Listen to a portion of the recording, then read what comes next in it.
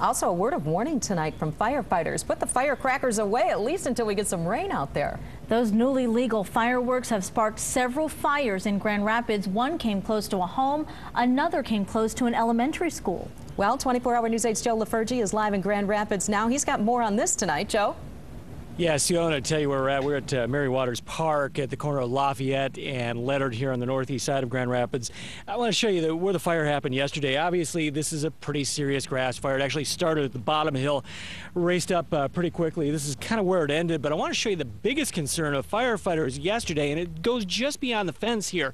Had that fire jumped the fence, had those firefighters not taken a stand and kept it from this area, this is what it may have hit. A lot of dry trees in the area, and you look over there, that's East Leonard Elementary School. Tonight, that plea from fire officials, stop lighting these things until we get some rain, along with the reality of fireworks sales in Michigan.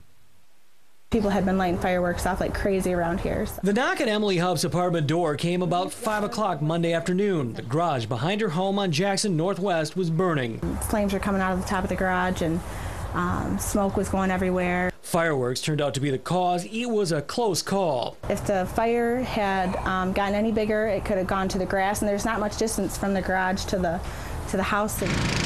About the same time, the mix of tinderbox conditions and a general lack of common sense struck Mary Waters Park at Leonard and Lafayette. In these conditions, the grass and the vegetation's almost like igniting gasoline. You get a slight wind pushing it, and it just travels with great speed. Firefighters managed to keep the fire from hopping from the dry trees onto East Leonard Elementary at the top of the hill. They've talked to some kids, but no one's admitted to setting off the fireworks found at the point where the fire started. Grand Rapids police have now adopted a strict enforcement policy against fireworks violators. Of course, they have to catch them first. And that's difficult. We'll get a call, and by the time we get there, the fireworks are over. We can't tell, who did it.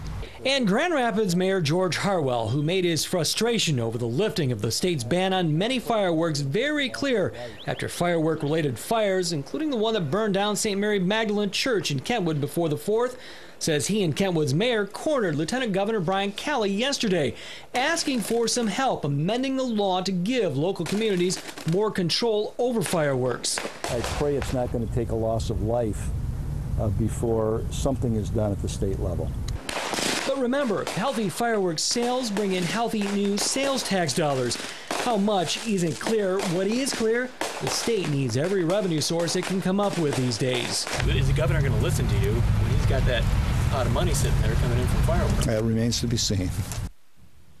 Back here live now, the state has also promised early on to share some of those revenues, those tax revenues from fireworks in local communities. How they're going to share those, how they'll be divided up, and how much remains to be seen. Live in Grand Rapids, Joe LaFurgey, 24-hour News 8.